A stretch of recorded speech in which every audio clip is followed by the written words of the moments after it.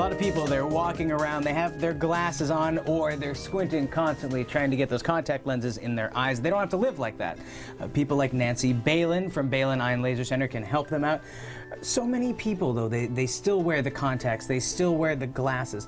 What causes individuals to need corrective lenses in the first place? Well, that's a really good question. And basically, people need corrective lenses if they're nearsighted or myopic, or farsighted or hyperopic, or have astigmatism. So nearsightedness or myopia is either caused when the eye is too long or has a very steep cornea, and where the cornea is in the front of the eye. And farsightedness, on the other hand, is when the eye is shorter and the cornea might be flatter. Astigmatism is when the cornea actually is curved more like a football rather than a baseball. And so it can distort the images. And so the most common correction for any of those, so with LASIK we make a flap in the cornea, the flap is pulled back, then the excimer laser is used to reshape the cornea, and then the flap is put back, and then the flap just heals itself naturally. How do you know if you're a good candidate for vision surgery, and how do you figure out which treatment is best for you? Well, most people who go within the parameters of either a certain degree of nearsightedness, farsightedness, and astigmatism are candidates for the surgery. People actually need to come in to get checked to make sure that they don't have any other issues, such as an irregular distortion of the cornea, or a condition called keratoconus, or abnormal thinning of the cornea, or a cornea that might be too thin. And those are things that we check prior to considering them for refractive surgery and for LASIK. Very often patients come in with issues with their glasses. The glasses are too heavy, they give them headaches, they hurt them at the bows, they're inconvenient for sports, skiing, tennis, swimming. They can't see to at the beach with their children and go swimming, so people want to get rid of their glasses. And the same with contacts. You can't swim with contacts. Actually, there's a high incidence of allergies to contact lenses. People get dry eyes as they get older, and the contacts become very uncomfortable, and that's actually very, very common. And also the risks of infection with contact lenses. So for all these reasons and for convenience, many people come in and decide to get LASIK. Dr. Balin, let's talk about different surgeries that are available today when people have corrective lens issues. Well, the two laser surgeries that are available, one is called PRK, and the other is LASIK. And PRK is an earlier surgery that we used to do and occasionally will do. It's a surgery where we don't make a flap in the cornea, but we do the laser on the surface of the cornea. And the benefit of that is if someone has a thinner cornea, we can do the surgery. But most people prefer LASIK because the recovery of vision is much quicker with LASIK. PRK actually takes several weeks for the vision to come back. In addition to that, there are other ways to correct vision.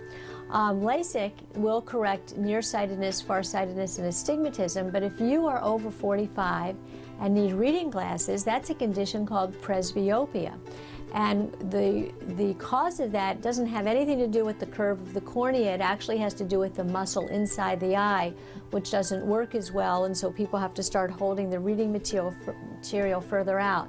So LASIK doesn't correct that, and right now the only way we actually have to correct that with LASIK would potentially be monovision, where we will correct one eye for distance and one eye for near, or a multifocal intraocular lens implant, which we can use in conjunction with someone who has cataracts and needs cataract surgery, and for some people who just want to have what's called refractive lensectomy, where the lens is removed and a multifocal intraocular lens implant is placed. Well, a cataract is actually a clouding of the lens in the eye, and the problem with cataracts is that they start to cause blurred vision.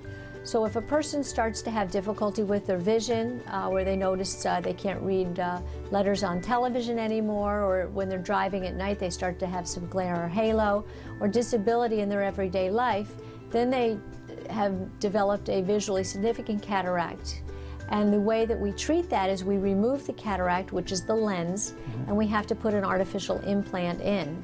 And nowadays we have a few choices of different types of implants. We have an implant that will actually correct astigmatism, And then we have an implant that will correct both distance vision as well as reading vision, which is a multifocal implant.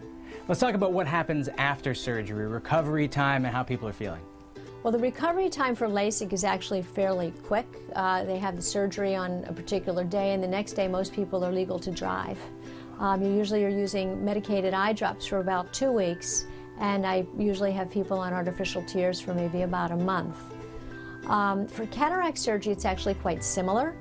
The recovery of vision is within a few days after the surgery, and the same thing, drops are used for about a month for that as well. So it's easy, it's outpatient-esque almost. It is, it's all outpatient. Talk to me about insurance. Do they cover what needs to be covered when it comes to LASIK surgery?